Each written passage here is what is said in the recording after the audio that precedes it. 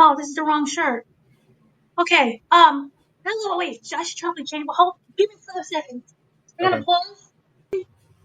Hello, everyone, and welcome to another episode of Movie Cast, where we'll be breaking down Daredevil episode 3, which was sad and depressing and interesting. I am your host, Dana, and I am joined once again by Mr. Danny Martinez. All right. He Sorry, I says was still hello chewing too. on something. He was snacking.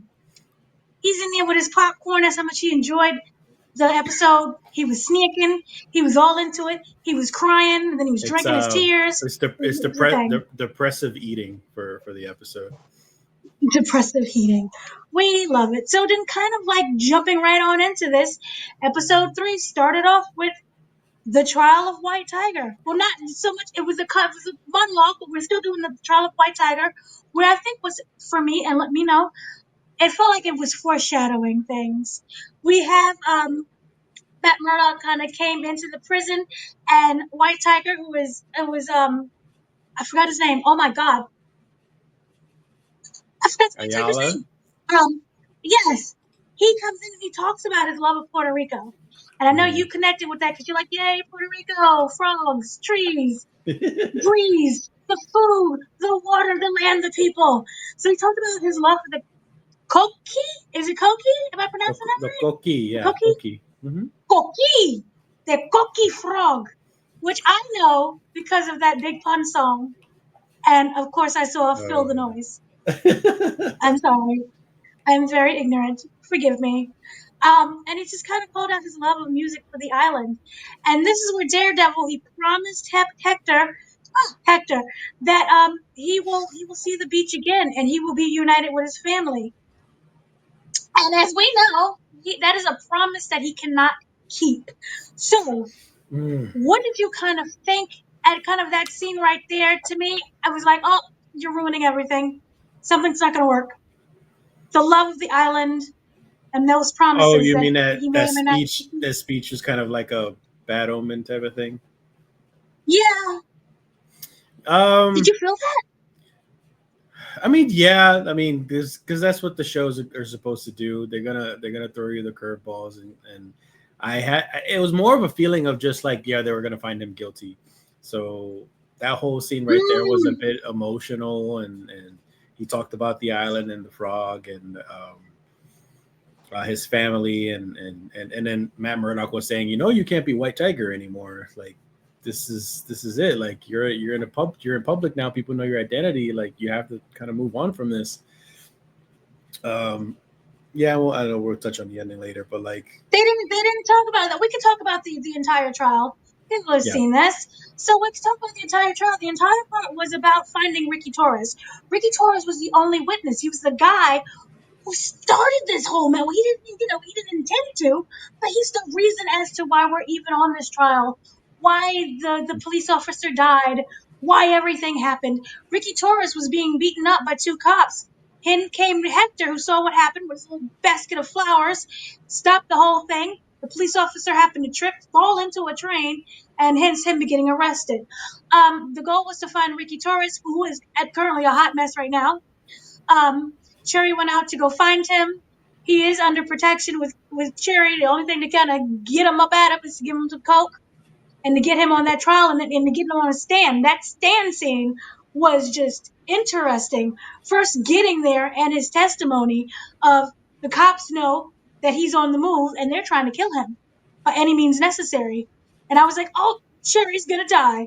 So kind of getting on the stand, and then he finally got there to the courtroom to make that to testify. Did you think in that moment he was going to do the right thing?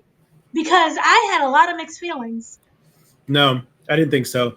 The with the just the way his character is and everything, and the whole freaking room is full of cops. They're all watching. You don't know which ones are crooked, which ones are. Or maybe he does, but like I knew he was gonna wuss out. So I don't even know what Matt was even thinking. And we have the Punisher. Well, remember, I don't think he can fully see everything. They all had the Punisher tattoo.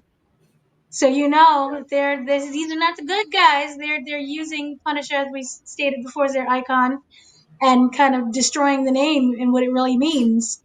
So Ricky gets on stand and he's like, you was there that night, wasn't you? Nope. And I said, oh snap. And they begin to lose horribly.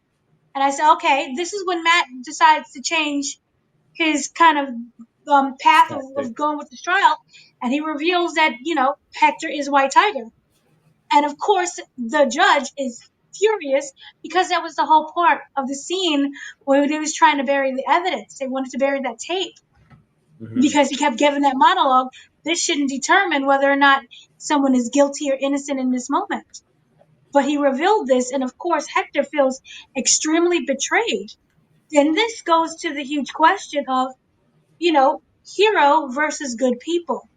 Um, can someone who is a hero still do bad things?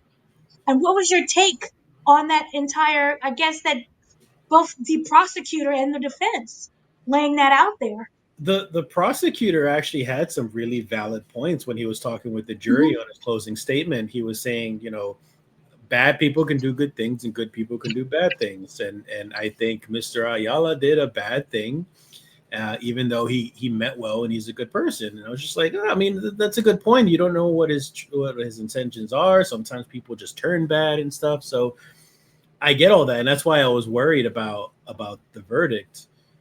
So that whole scene, the whole majority of the episode is the trial, and I loved it. Like I I know there's gonna be people who are gonna complain that like, oh, there's not enough action, there's not enough Marvel stuff going on. I'm just like, no, this is just a good show overall with like with it's like Law and Order, like you mentioned before, with a little bit of action. It's just it's so well done. It's so dramatic. So I I I can respect Ayala for what he did. Um, I think he should have been a little bit more mad, a little bit more angry about him getting called out as the White Tiger. Because like now, not only do you have a target on your back as just Hector Ayala, but now you have a target on your back because you're the White Tiger, and you probably pissed off some cops if it, and also some criminals as well. So Yeah, it was that's interesting. very true. Yeah, no, I was completely agreeing with you, and do like the aspect of just because you know someone as a good guy doesn't mean that they're not capable of doing bad things. We've seen multiple times where it's like, he's a great loving dad, but he's also the serial killer. Hmm. And this person is really great and wonderful, but they robbed the bank. So it really does show that there's more to people than just what they kind of display. They have different, motives and actions for everything. And I thought he did have a really good case with that. But then came the testimonies. That's the part where they got emotional, where Hmm. it wasn't just, Bob down the street. He pulled in actual police officers and Hmm. their reports to say, like, he saved my life. So I think that also really tugged at people as well. To be like the people who are supposed to be the group, the heroes and the cops, they're getting saved by this guy as well. So he doesn't care who you are, he'll save you and put his own life at risk because they talked about, the injuries that some of the people suffered. And he pulled them out of burning buildings. One Tiger could have died in that building Hmm. or a robbery, anything. So I really did love that aspect, but it kind of shows the human side. Yes, bad things happen, but also here's me, he's just a man in a costume. And then that plays for me the overall theme of what do we do about vigilantes? Are vigilantes actually more good than bad, or they're more harmful?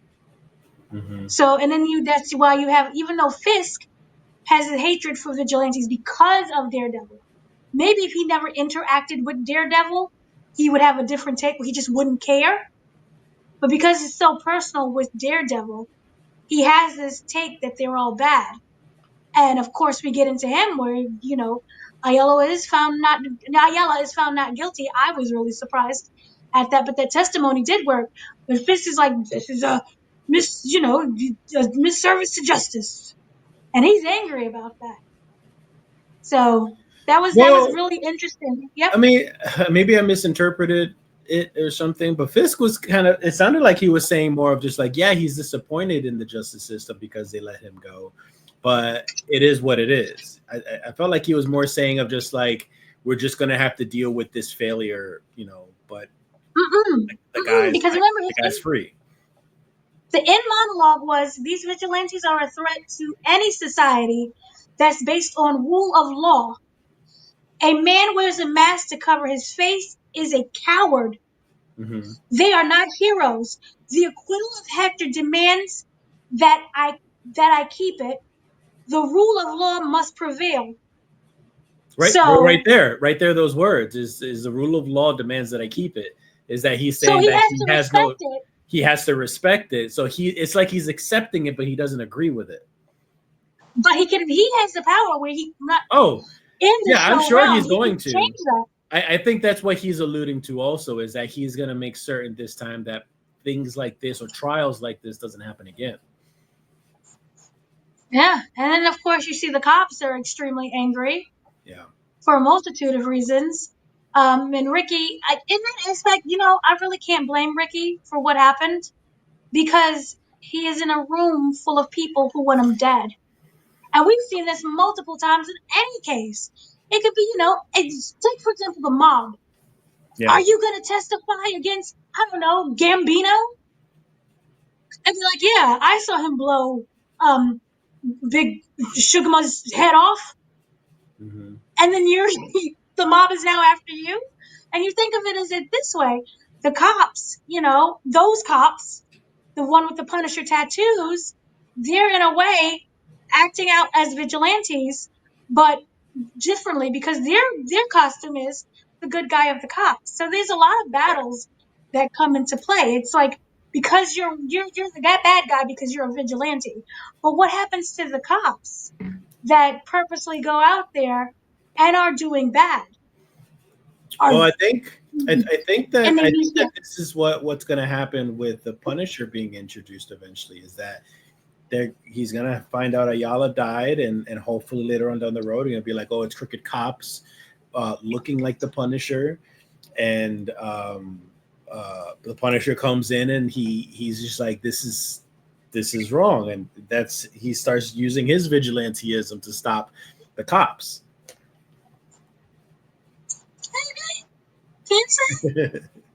You've seen the show already. I've seen the whole show, so I'm like, but wait, so I can't really say anything. But then at the end, of course, we get the death of poor White Tiger, which a lot of people are debating. I thought that it was beautiful, that Yeah. it showed that this is something that he cannot stop doing. He cannot stop being a vigilante, even though it will bring harm to him. And that just goes to show the difference between people who claim to be a hero and people who actually are heroes. And remember, he stopped at that moment in the middle of the street because he heard yelling.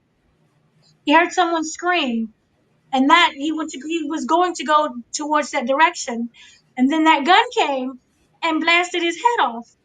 So, thoughts on the death of White Tiger, and of course those end credits with the frog made me cry. Yeah. That's what got me the most. Is his death was very sudden. I didn't expect it to happen. I mean, maybe you could have expected that he was going to die, but just in the same episode or like within the same like 10-15 minutes of the show, no.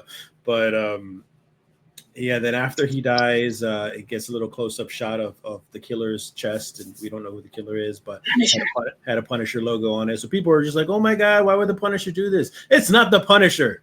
It cannot be the Punisher. He would never. Yeah, he would never do this. This is far from his character. So no, it's not the Punisher. But that part was emotional, but I still kind of think it's stupid. And yes, granted, we don't know what the timeline was exactly from how long it's been since after the trial to when he puts on the White Tiger costume again. But why the hell would you put on the White Tiger costume again so soon after everything? Like, I understand that you're a hero, but now you have, like I said before, you have two targets on your back. People know your identity, and people know you shouldn't be in the streets anymore as White Tiger. So it's just like you're a vigilante, and on top of that, you were just acquitted of a trial, and you decide to put on that suit. Like, you couldn't wait a couple months, dude, or a year or something, and you got your family to worry about now too. Like, I understand you're a hero, and I get that you need to push this hero agenda of just like, it doesn't matter. I got to do what I got to do because it's the right thing to do. I'm like, no, the right thing to do is take care of your freaking family and be safe. Move to Puerto Rico for a couple months, a couple years, and then come back as a hero. It upset me so much that he did not listen to a word Matt said, and that he just went about his business anyway. I think they would have killed him no matter what. Even if he was like, I'm done, I'm gone, they would have still killed him. Don't stick Because around. Don't stick. You need to leave.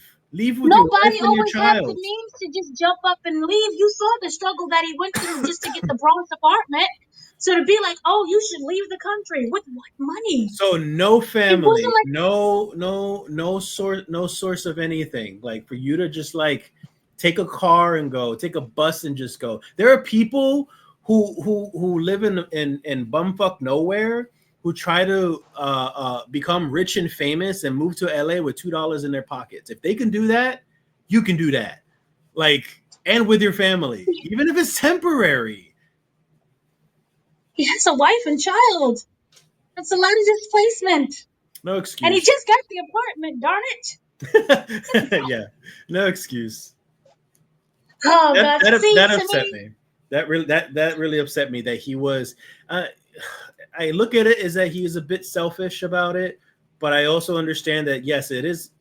He does what he needs to do. I get he has that urge. It was almost like that. It's almost like an addiction, because that's the way Matt Murdock always came out. Is like, he needs to be out there. He needs to be beating people up. He needs to be he needs to be dispensing justice somehow. But now he's a little bit more chill, and because it's been a year, so it's almost like, the drug has worn off for him, but like now he's going through like those relapses when he's fighting every now and then and screaming up the top of his head. And it's the same thing with Ayala, White Tiger. It's just like, it's a freaking drug. You can't not put on the mask. I will admit that I was torn because my whole thing is your family. You're putting your family in danger. Forget you. I understand that you may want to die doing this, and I can respect that. But at the same time, what about your family and your kid who never asked for this? The fact that the mother was in the courtroom, they know who she is. So they could have Mhm. easily made her the target. She could have been the one that died at the end. Mhm. So that is what kind of upset me the most. I understand his wanting to go back and being the white tiger. And like I said, this is why I felt like they foreshadowed it by saying, you can't do this anymore. And he's like, oh, I'm going Mhm. to do it. Yeah. Because it is a calling and a need and that addiction. And that kind of goes with the whole theme of, is vigilanteism an addiction? And then why? What is it that you're trying to fulfill that you're unable to get?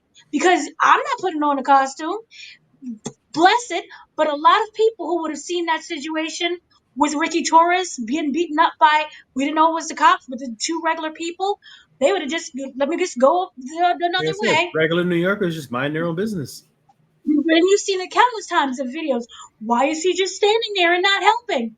We don't want to die. We Mhm. don't have that in us. So respect to the people who do, but that, it just goes to show how everyone is built differently. And he is built to constantly help people. And, being where he's at, a lot of people are going to need that help. But at the same time, I just still feel that it was selfish because you're putting your family at danger. But the fact that he died, I liked the fact that he died. I liked how brutal and sudden it was because he's always going to have, I think, even if you waited 5 years, he's going to always have a target on his back. And Mhm. it's going to be brutal. No one's going to say, hey, you're White Tiger. Remember me from the trial? And give this But at long least it monologue. was something, though. At least he made an effort. That's what upsets me, is that there was. I mean, obviously they didn't show it. He could have made an effort, but who knows? We're talking about what the show is showing us as the audience. But it seemed like as soon as the trial was over, he didn't waste no time putting on that mask. And like, I would have loved that he at least made an effort to make a change or to keep them safe or something. But there was nothing. Right. But then I was kind of wondering if the testimonies triggered him, where it was like, I'm going to quit, but then I'm hearing all of these Yeah, words of like inspiration. And I'm yeah. like, no, these people, they need me. I have to do this because look. So then I was kind of wondering, if that was the case then. And it's like, I understand. And again, we don't know how long that time period was, but I don't think it was something that was like months later or a year. It was something that was very quick and Hmm. very sudden. So maybe like a good 2 weeks or even just a month at most a month. Um, but yeah, I did like that they did it though, because one, you're moving the story forward by invoking Punisher. And so we as the audience is like, oh, he gonna come and he gonna kill all of y'all because he doesn't like that. He does not stand for that. That's not what that stands for. That's not what he stands for. And, one day you're going to get your just dues. And just like how, Hector got his just due, you can argue to the cops, it was his just due.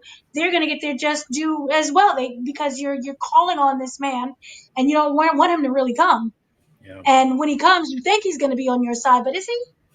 You don't really know him. You know of him. You know what you think you want to know. So this is kind of why I loved it. And I felt that they shouldn't have waited all these different episodes for, to stretch out and to show us White Tiger and what he does. They just gave us a glimpse and he's dead. And his death is going to be very triggering for Matt because that was a promise that he broke. He couldn't promise him that. And he made that promise anyway. You're going to get to the island. You're going to listen to the frogs again. So I liked it. And I liked the way how the end credits ended with the No frog. music. Yeah, just no music. That was Yeah. It was I beautiful. I And actually as soon as the credits hit on any show, most of the time, as soon as the credits hits, I just turn it off and I just move on to something else. But legit, like after that happened and the credits rolled, and then all you hear is the coquille, I stood there for a while. Like I watched it for a while. I was just like, oh my god, I can't believe they did this. And like I was getting emotional just listening to it, just imagining myself back in Puerto Rico, just like, oh man, I can't believe they did that. hmm and then also for the slow people in the back, that was clearly not Punisher. The shirt wasn't even the same. It was like as if Yeah. someone copied something and it was off. It was off. The logo was off. It was not him, but it was somebody. We can assume it's someone in that entire police force that came up in there because they was all like, we're gonna get you. Or you can make the argument that it could be Fisk because you had that big speech of, yeah, I respect it, but we all know that he deals out justice his own way, Punisher and he fist. never made a right. He never made out any promises to Matt to be like, hey, I'm not going to touch this random dude. He said he didn't touch Froggy, but he didn't say anything about you know this guy. So Hmm. who do you think would be the obvious shooter? I just think it's one of the cops, especially maybe one of Mm-hmm. one of the guys that Matt Murdock beat up or something, so they could just put him in the show some more. One of the guys that testified, like one of the police that testified or something. I don't know. I really just think it's as simple as just one of the cops. Right. If I want to put on a tinfoil hat, like maybe you could like say it's Bullseye again. He got free somehow, or maybe it was Muse before he got started, or I don't know. It could be any of those type of things, but I really just think it's just cops. Well, Muse doesn't really. He's more of like the blood and guts kind of person. Bullseye is not he's not a up close and personal shooter, although that is how he tried to kill Karen. Yeah, I mean, But Bullseye he seems doesn't to be care. Bullseye, I'm not sure Bullseye would try to be all fancy and stuff, sure, but maybe he's getting paid to do something. Maybe it's all part of a plan, and this is all theatrics for him. right. And then kind of one thing that I did miss, the White Tiger did say kind of the explanation as to why he would just put the suit back on again. He Mm. did say this. Um, being the White Tiger is who I am. It's a calling. It chooses me. He would rather you ask him to stop breathing. Gosh, so much foreshadowing. But he's like, That's being dramatic. uh, Like breathing, seriously? You have a wife and child. yeah, Like breathing? Like no, no, dude. okay. So Wife and child. you If he was a single know, man, If he was just a single man doing his own thing, fine. This is his life. This is all he can do. This is all he knows with himself. But I still can't forgive him because he has a family and he did this without hesitation again. Okay, here's the thing. You know how people ask, who would you put first in your life? Yourself, your wife, or your kids? Mm-hmm. A lot of people do say themselves. Selfish. So, yeah, who's to say that he's not? Again, this is a man. Who's to say he's just not selfish? Yeah. So then there you go. He is kind of that selfish person. And if he's not fulfilled in what he's doing as being the white tiger, then he can't live a fulfilling life to give to his wife and his kid. Well, it's not like you're getting paid to be White Tiger, though. Like, he still But has to it's a have some sort calling. of day job or something. Sure, it's a calling. Go somewhere else and do it then. Go be White Tiger in Florida. Go be White Tiger in Oklahoma. Like, go somewhere else and do it if it's your calling and it's that important. But keep your family safe first. But you don't think that the police can have reaches in Puerto Rico to Oklahoma? Like I said though, he didn't even try to make an effort. Like, no effort. He just stayed in his neighborhood and just put on the mask like nothing happened. Like, no trial ever happened. Like, dude, try and move somewhere else. Sure, maybe the drama will follow you. Maybe you can't escape it. But did you at least try? Right? So then here comes the bigger part of the mask situation. Though we kind of have to mention, you see the correlation sometimes with Fisk and Daredevil. To me, you can argue they're two sides of the same coin. Fisk uses his power as a mask, and Daredevil uses an actual mask, and that is their identity. But one of the things that says here during the trial, he says the mask doesn't make the man. Good people can do bad things. People are messy. If you're going to do a good thing, why wear a mask? Real heroes don't need to hide. And then you see a shot of Daredevil playing with his mask. Yeah. Do you need a mask? Do you feel that as a vigilante, as a hero in general, you need that mask? I think in the climate today, yes. I think if you're going to do things to try to help other people, nowadays people get sued for the stupidest reasons. People get arrested for the stupidest reasons. You get in trouble for being a good person sometimes. So sometimes that mask does help with like keeping things secretive, and then you could still live your life how you want while still being able to help people. Like, before like the Good Samaritan laws were enacted like decades ago, like people were getting sued left and right for, like, you know, getting pulled out of a burning car and then they burned themselves or broke their leg or something. Like, I was an EMT for quite a while, and like when I was learning things still, I was deathly afraid of wanting to help people and accidentally hurting them. But later on, you kind of know that there are laws enacted to protect me from those type of things. But like I said, like, people, there are loopholes with all this stuff, and lawyers, those freaking lawyers exist, and those slimy ones, you know, they're gonna try to win those cases by any means necessary. So like, masks help. They keep you secret. You know, that one time you hurt my feelings, so I'm going to sue you. Yeah. So there's that. But if I had a white But tiger mask on, there's no way to know who I am. okay, this is true, and I believe that up until a point, you don't necessarily need a mask to do good things. I No. can be me, my own self, and you know, this person is so nice, is a hero, is giving, helps save us, whatever it is. They didn't want anything in return, and we've seen that multiple times. Where, you know, random Joe Schmo will stand in front of a bullet in order to help, you know, little Susie. Mm-hmm. Being dramatical, but you get the point. So then, do you feel that those people should be praised just as much as the people wearing the mask? Because if you're wearing a mask and you're hiding your identity, do you what do we do with that? I think anybody doing a good thing, they deserve all the praise, whether you're wearing a mask or not. Mm-hmm. I think it would be better if you didn't wear a mask, but I think wearing a mask is, like I said, it's important to actually nowadays to conceal your identity, because you can get in trouble so easily, even when you're mean well.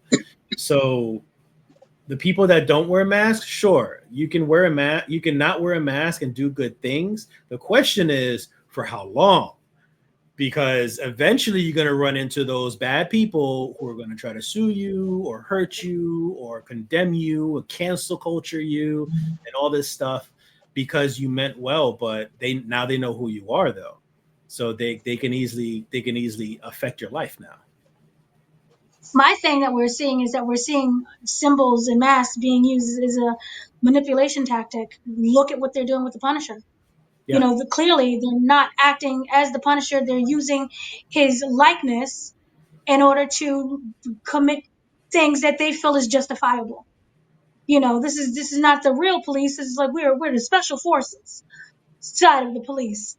And we're taking this icon, which we think represents one thing, and using it to be twisted. So then that's where the whole, for me, I feel that in a way, masks are not good. Symbols are not good because it's a symbol, but the person can still change its meaning. What we're seeing with Daredevil and what we're seeing with Punisher in particular. And then you can argue with the police force because they gave the testimony. We are here. Look at us in our uniform and what we represent. But it's White Tiger who's getting all the praise. But we're the ones who are out there daily risking our lives without even a thank you. So then, you got to wonder if they're using masks that way. And then should we get rid of kind of all symbolic things that could be good? It goes down the rabbit hole, I feel. Yeah, I don't think that's something you could ever erase. That always happen. I mean, that even comes up with Yeah. like religious discussions. Like there are people who misinterpret certain things in religion, and they end up turning into cults, and those cults can be very harmful, and and and they don't wear masks. So it's just it doesn't matter either way. I see where you're getting at with the whole masks thing, like with the cops specifically, because I understand that like the cops themselves, they wear masks and they think they're doing good, but they're not. Mm-hmm. But it's more of just like they're misinterpreting what the Punisher was meant to be. And the Punisher was always meant to be solo anyways. He's never meant to be like this big thing that everyone is supposed to be doing. He's supposed to be like the last resort, the one that like that he you summon him and he handles it, not like you act upon it just like he would. So that's how the cops are misinterpreting things. And if you if you favor the cop side of logic, then you know I guess that's your opinion, but Right. they're just misusing what the Punisher's supposed to be, and Right. yeah, they need to be punished for that. See what I did there? Do you feel that with this, because he's also talking about Daredevil, Fist is we know he's directly throwing Always. bullets at Daredevil always. Um, does that mean that we should look at Daredevil differently then? Because he is a vigilante in a mask. So should he just be the Matt Murdock? I mean, no, I don't think anything with Daredevil changes. There are people who misinterpret what Mm-hmm. Daredevil means to be or Daredevil means to do. Because, like for example, throwing what's his name off the roof and trying to kill him, but he failed. People could look at that and be like, he tried to kill somebody. He's a bad man. But you don't know the context behind it. You don't know the background behind it. You don't know anything. So there are always going to be people, good and who are pro and con for mass vigilantes. But me personally, obviously as the viewer, I know his intentions. I know he always Right. means well. But look at the Punisher. The Punisher's killing a lot. He's violently killing a lot of people. He doesn't wear a mask. Everybody knows who he is, and he means to do what he's doing. So that's more of a divisive topic of whether you're seeing it as a good thing or it's a bad thing because it's so violent and visceral. I don't. It's a thing. Why are y'all using this man's trauma and pain as like, yay, it's a good thing? Because I guess it's the Stone Cold Killer part, without listening and recognizing the backstory behind it. So Mm-hmm. yeah, And they don't know. hot mess. They don't know what They he's don't doing. know. Yeah. So then it kind of goes into another thing of which we're talking about is it seems that Fisk has a higher plan. Vanessa's just thinking small right now with her little $200 million deal. Fisk is now the mayor. He has the opportunity to, sway a lot of people and for his plans, because we all know that he's not out there to do good. He's out there for his own purpose and his own reason. And that's kind of what made the next shot of we were on the dock in New York City, I think Red Hook, and there was a shooting in a van. And it seems like maybe the mob is everybody's a little bit going haywire and they're going after each other. And this is when he says, This happened in episode 3? chaos. Huh? This happened in That episode was 3? why? Yeah, because I can't tell you what happened in other episodes. And see, I have my notes. Okay. I have my notes that are very clear. Notes for that episode, then I believe you. Because it happened right after the whole Hector will see his family again. So the truck, remember the truck got stopped and he asked for their wallets. Oh, that remember? truck you're and talking then about. Yes. And he killed the driver. And he says, I'm not afraid. I took extensive notes so I don't spoil anything. Don't do that because you give me many heart attacks. I'm sitting here like, oh, Jesus. I'm just trying to make sure you're not spoiling anything. No, I'm not spoiling anything. And my whole next note was like, is New York even gonna make it? Because it's so crime filled. It's a hot mess right now. So don't and then we had, Chief, they were inspired by Chief Gallo to solve the Doc murder. See, don't be scaring me. And so this is when Fisk is saying, the gangs are basically everyone's misbehaving. And they said that, he feels that they're turning on each other because neither Kingpin or Vanessa is at the head of the table. Right now, everyone is going through it. No one has any direct clearance of what to do. And so this is when Winston, he calls them their rats. When they're done with each other, they'll all come after them. They'll probably come after Kingpin next. And he's, this is when we get the whole conversation about, chaos must reign in order to build a stronger order. So do you feel that Vanessa and Fisk are purposely not addressing what's going on with the different gangs? Because last time we saw the gangs were when they're the 5 families at the table in the beginning. We don't see them again, so there's the kind of things that's going around. We do know about the $1.8 million that people are not biting on. So I was wondering, don't scare me like that, do you feel that chaos must reign in order for Fisk to come out the leader? Either Fisk or Vanessa, we don't know who. They're fighting with each other. Yeah, it could be a battle between the both of them, but I like that idea. I really think that's very plausible that they're causing chaos in the city on purpose. They could be the ones behind the Punishers, plural, in general, to cause more chaos and to kind of justify a more militant, run as a mayor or like more like I don't know what those words are called, but like kind of like North Korea does, kind of like just take over everything. Right. Just that way, it justifies his actions, and he gains power that way. So now he controls literally everything, and then I guess maybe he can let Vanessa kind of do her own thing while he controls everything else, and they both benefit from it. But they could also be fighting against each other too. So who knows? That is true. You don't know anyone's plans really. I think that Fisk may be the only one that's actually opening up, but we don't know what he could be lying at the same time, which is really interesting because we're seeing a different dynamic in Fisk and Vanessa, which I really love, because you don't want to keep seeing the same old after a while. And, we still have the case of Adam, Who's Adam? he's the guy that Vanessa cheated on. Oh, right. That guy. Yeah.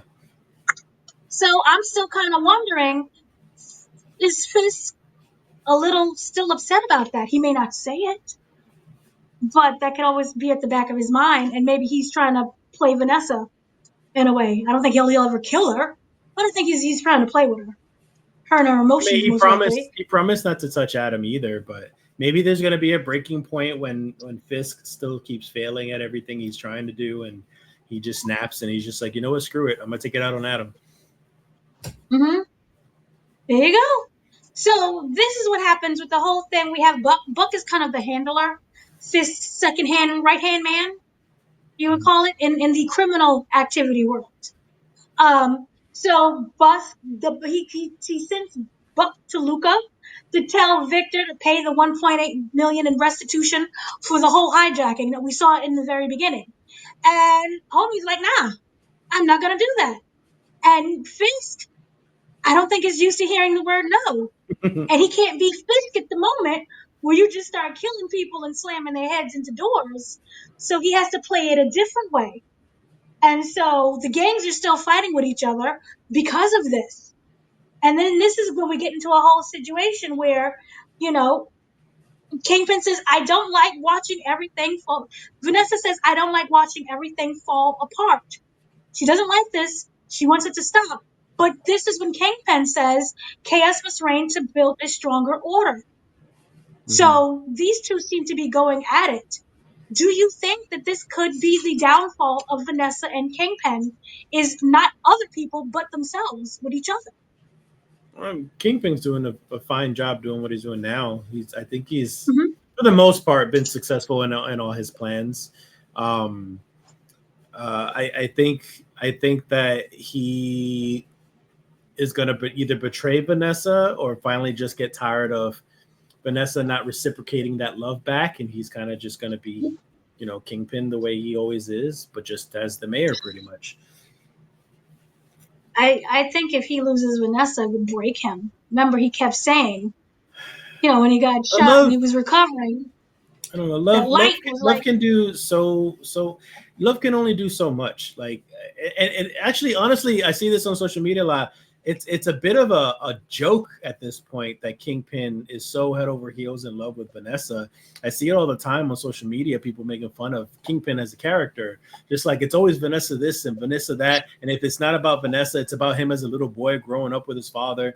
And it's always the same thing with him. So I feel like honestly, I'm a little bored with that dynamic because we've already saw oh, the past two seasons. Like either Vanessa needs to die or Vanessa needs to they need to finally just come back together again and kind of rule things or whatever. Like this whole back and forth stuff is just like I feel like Fisk at some point there has to be a breaking point for Kingpin. There has to be a point where he's just like, you know what? You're screwing some other guy. You stole my business. You're not doing so well with all this stuff, and I'm on top of the city.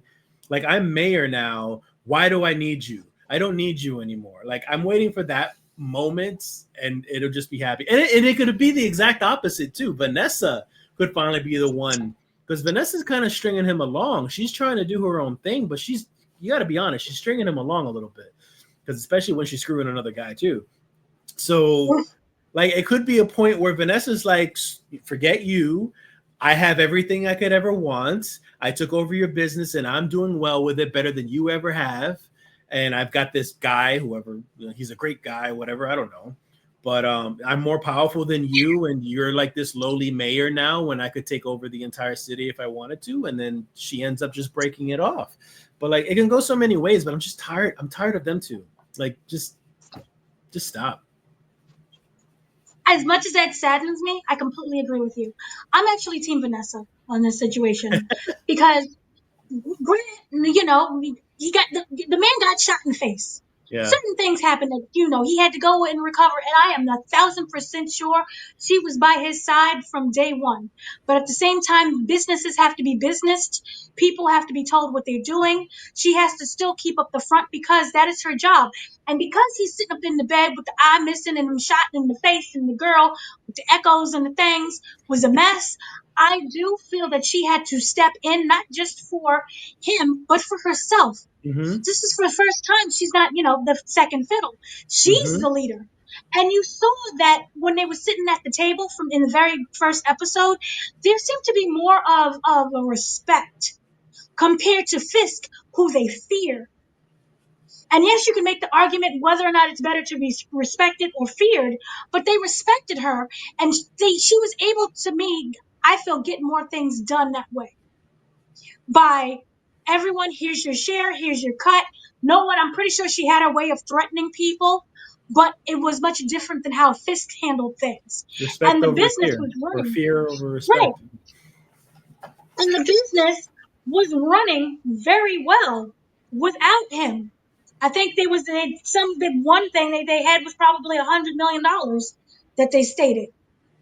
So it was working very well. And I feel that for him to just come in as he did, so abrupt, and not even speak to her in advance, hey, I'm coming in now, I'm well, I'm healthy.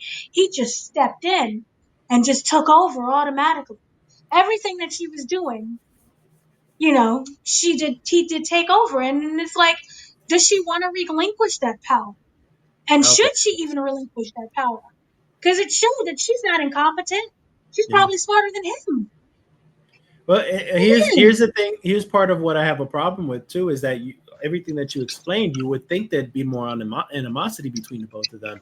I would have loved more of we watch Gotham, and like we've Mhm. watched like the Falcons and the I forget the other ones, um, uh, them and the Falcons fight and the Penguin fight, and it was like this just Mhm. this back and forth power dynamic of trying to figure out who's better, who's more sly, more conniving, and all this and that. I think that would have been a lot more fun to watch Vanessa against Wilson fighting against each other, Mhm. like for the power of being a mayor. Is that better than having the power of a gangster? And the back and forth with that, but we don't see that. Instead, they go to freaking couples therapy. And I think that's the stupidest part of the whole thing too, is that they're just going to therapy like any normal people, but they're not normal. But this is but this is what I appreciated. She went alone this time. Mm-hmm. She wasn't there. So for me, it feels like she's getting empowered. I don't need you. Maybe I don't even need this relationship. I'm going to tell this person my feelings and my wants and my desires and my dreams because right now you're not listening to me. So who's to say that Heather's not going to be like, hey, girl, you got to leave him. Mm-hmm. You got to go find you and do you, boo boo. Who's to Mm-hmm. say that that's not going to happen? So I feel that this is her moment of stepping into her light. Whether or not it's with Adam, we don't even know where Adam is at this moment. He gone. He could be with the Lord, or he could be somewhere in Puerto Rico listening to the frog. We just don't know. So I think this is more about her and what she's doing. And yes, he's upset about what happened with Adam. And you can make the excuse, I was lonely. And that was not even an excuse. It was a fact. I was lonely. This Mm-hmm. dude, did he say what his profession was? No. Okay, so I'm not gonna say what his profession is. But this dude was what he was. He was there at the moment, and I'm pretty sure he made me feel like I was seen. It's He Adam made me feel Warlock. special. He's a guardian of the galaxy. He is a guardian of the galaxy. He guardians. He makes sure the galaxy is secure, and he made sure everything else about me was secure. So who's to say that they? I think at that moment, the way how you kind of explained it, I really do want them to break up, and I Mm-hmm. want him to go on this like crazy anger thing, and she makes this intellectual power movement because you have the brute strength of him, but you have her. She's an intellectual. And I would love a scene, and of course I know you can't tell me, but you already know if this happens or not. I would love a scene where yeah, they fight, things snap, and they end up fighting each other. I think it would say a lot if Wilson actually Mm-hmm. by hand kills Vanessa, because that just shows, because I picture it almost like the way we felt with the Penguin when he killed Victor. We hated him so much, like, so it says a lot about Fisk's character. If he was to kill Vanessa, the love of his life, then he really doesn't care about anything. Like, he would Oof. kill anyone to do what is necessary for himself. I think that's something that we should see. I would hope to see. And I love that because then we had the scene where they showed his hands were bruised. They Yeah. showed him and Daredevil's hands both being bruised. And you got to saw the connection between those two. But to me, it was like, this is who I really am. I'm going to cover this up. But this right now is who I really am. And we need that anger. We haven't seen it yet. We know that he is bored It's bubbling. being the mayor. He is bubbling. I'm not sure if there. I will tease this. It gets even more boring for him, where you're just like, oh, he's gonna kill everybody one day. So, and so it's bubbling, and I think that is a really good thing. That if he does kill her by his hands, ooh, that's powerful. Yeah. That would be really, really powerful. And that would be amazing because, again, it shows you can't hide who you are. And that goes with the overall theme. He's not wearing a mask. Mm-hmm. Oh my God, look at you being a genius. Just Look hire at me, you in the Disney. writing room. Hire me. Just hire him. He knows all about the frogs and everything. The frogs. This is I know the amazing. comics. The frogs, the comics. What is your version in the comic where Vanessa dies? Wait, does he kill Vanessa I in your have no version? idea who Vanessa is, if she even exists in the comics. And I mentioned this when we reviewed the first and second episode, that although I love Daredevil, I was never like a strong reader of his comics. I read his stuff here and there. Mm-hmm. All right. Well, I kind of loved that whole idea, and then of course, kind of like the little tiny things that happened in between was that he wants to see BB again, and we do know that BB is part of the BB report. She has a way of swaying the media, and right now we had the whole trial, and people were giving their takes on the trial, but it's also about the city is falling apart, as we've seen. This crime is rampant. Everything is just a hot mess. And so I was kind of wondering, what can BB bring to the table in terms of the media? Because you can argue, either shows people what's really going on, or she has the power to manipulate people No, it's and show both. them what she wants them to.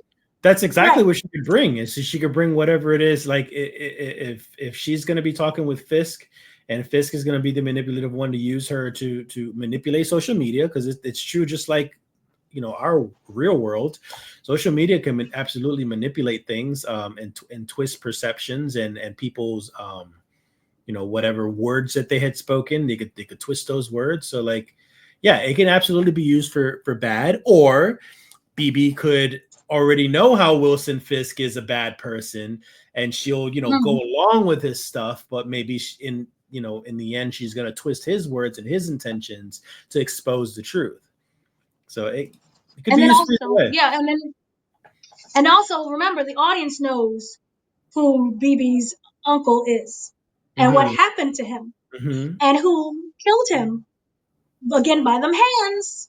He caught the paws. He caught Fisk's hands, and he's dead there. So yeah, there's a lot for this kind of to digest. Was there anything else that you wanted to bring up that I missed? Nothing you missed. Just thinking about the cookie. Oh, rough. Oh my goodness. Well, yes, that is very true. So then, you don't have anything else to add to this? I think that kind of wraps up everything that we have to say about this episode. I would rate it a good old fashioned 10, just because of how they handled the White Tiger situation. I do love what they're building with Fisk and Vanessa. There's tension there. Matt Murdock is still struggling with the Daredevil. We saw him playing with the mask after that. And then I'm wondering, how does Hector's death, impact him? Will he be like, nah, I got to stop this? Or does he have to go even harder? Then we have the whole part where Fisk is saying chaos must reign. How bad does it have to go for people to step in, whether Daredevil or Punisher? Because it's messy on these streets. Or So Spider-Man. what was your thoughts and your ratings?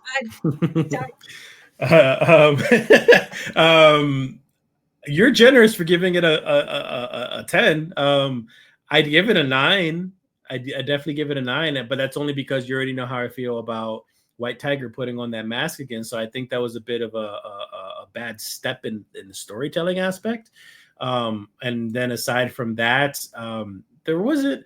Yes, I'm being a hypocrite for saying this, but there wasn't enough action. There was like really nothing going on. The whole thing was like really. There wasn't a Daredevil action is what I mean. Like there wasn't a lot of the combat stuff in the fighting. You saw a couple clips here and there, but it happened so fast. But it was mostly just a trial thing. So I still give it a 9. It's not like I gave it a 4 or something. It's a 9. It's almost near perfect. You're still muted. See, I think with the Okay. show, and I think people have to understand that you have to balance courtroom Mm-hmm. drama with action. You can't go too much too far over, or else people will riot and throw a fit. Which is also was the problem with one of the scripts that they had for Blade. Remember, the report was he doesn't put on the suit, and it actually it didn't focus on him, and he doesn't Mm-hmm. put on any kind of suit or go after anyone until like the last 15 To minutes of the the end. script Yeah. to the end. But also at the same time, you have to recognize Matt Murdock is a lawyer first, and he's Daredevil, and right now he's struggling with being Daredevil. He's playing with the mask He still right fought, now. but he still fought without putting on the mask. He still got into a fight, and even if even not Because they Daredevil, like attacked him and we could have watched like a clip of White Tiger fighting a couple times, or the you Punisher. Even did. You we saw have him yet in the to back. we have yet to actually see the Punisher yet. So like you could have seen some action with the Punisher. But it's still early. I'm not complaining. It's It's not a bad it's score. called Daredevil, not Punisher. Well, We're and yet you getting a still have Punisher and yet second. you still have the Punisher on the show though. So people are waiting for that episode with the Punisher shows up because that's a big deal. There are things that I want to say that I cannot say, but there's a plan for things. So just in general, things of that nature. But I do feel that this was a good episode, and we don't need to have action all the time. We just got literally episode 2 was action. They tried Mhm. to blow his head off, and he had to fight with a refrigerator. So You got to remember because like there's some people, and I guess you can include me in that. I don't like trial drama TV shows. I don't like SVU and Law and Order and all that stuff. Like it bores me. But the story's good in this episode, and everything goes along perfectly fine. I loved everything that happened. Again, I gave it a freaking 9. I didn't give it a perfect score of 10. I gave it a 9. But it's just it's a nitpicky thing. But I'm just saying that like there's some people who watch the show because they want to see some action, even if it's a little bit. So like you got to give those people that too. They don't want just a whole entire crime drama. It was almost when She-Hulk came out, people complained that there was so much dialogue and not enough action going on, and on top of it, they didn't like the comedic tone to it. I love the show. I think the show is great. Yes, it's very different from the other shows, but like you got to give people a little bit of everything that they want, and it's a hard balance. You're absolutely right. There is a balance. They gave them that in episode 2, but people are tuning into episode 3 and they're still waiting for that or waiting for more. I you should say. got it in episode 1. You Yeah, got him as Daredevil fighting. yeah, You got in episode 2 Matt Murdock fighting. And in and that's episode why 3, you got him playing with his. that's why I give episode 1 and 2 a 10.